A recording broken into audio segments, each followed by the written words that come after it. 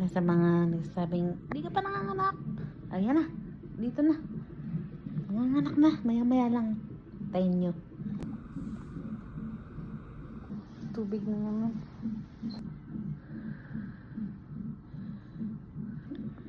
Ayan na, andito na ako sa ospital. Nanganganak na.